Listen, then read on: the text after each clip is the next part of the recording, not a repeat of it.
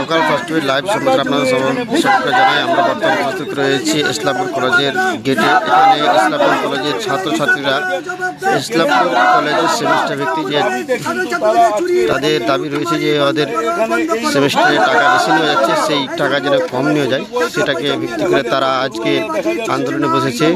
তাদের দাবি রয়েছে তাদের টাকা যেন এটাই কম হয়।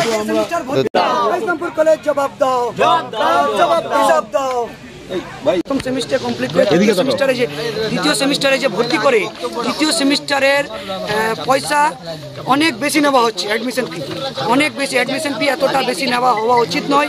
ইসলামপুর কলেজে অনেক বেশি নিচ্ছে। এবার আপনাদেরকে তুলে ধরছে অন্য কলেজ।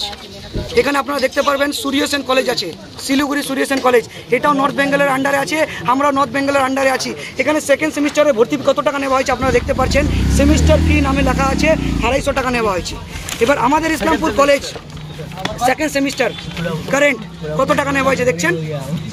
আমাদের এখানে টোটাল কাটছে 870 টাকা, অনেক বেশি নেওয়া হচ্ছে। একটা গভর্নমেন্ট কলেজে 870 টাকা দিয়ে আমরা ভর্তি করব। একটা সেমিস্টারে আমাদেরকে 6টা সেমিস্টার ভর্তি হতে হয়। তো একটা গভর্নমেন্ট কলেজে কি এত টাকা দেওয়া সম্ভব হবে আমাদের ক্ষেত্রে? আমাদের প্রাইভেট কলেজে পড়তে হবে তাহলে। এবং পুরা হিসাবে অমিল।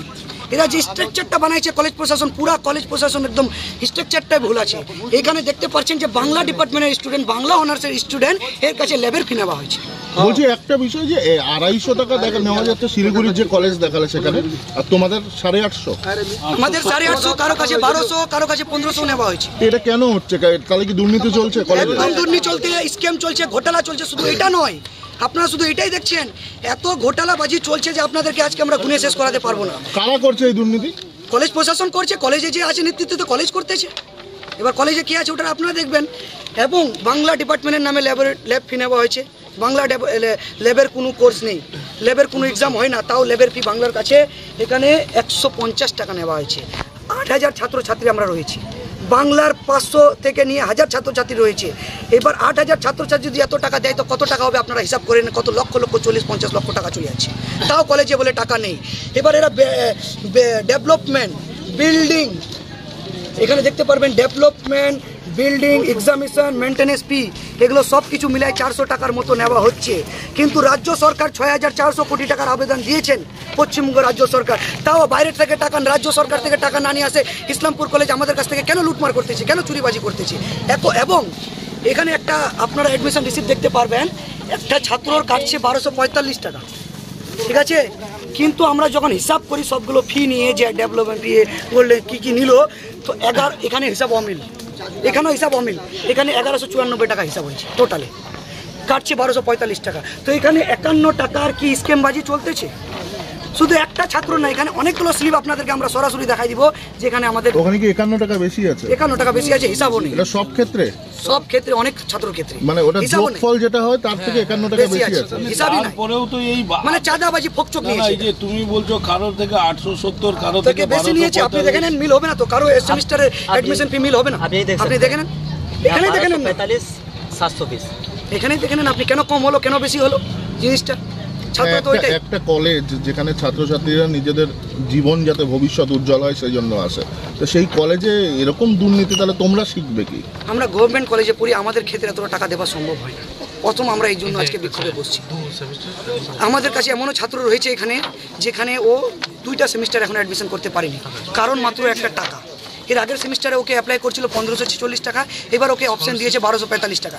এবং স্কলারশিপের যদি আমরা সাবমিট করতে যাচ্ছি তো কলেজ এরকম নিয়ম মানাইছে যে স্কলারশিপের সাবমিট তখনই হবে যখন তুমি অ্যাডমিশন করবা, যখন তুমি কলেজকে টাকা দিবা তারপরে স্কলারশিপ নেব।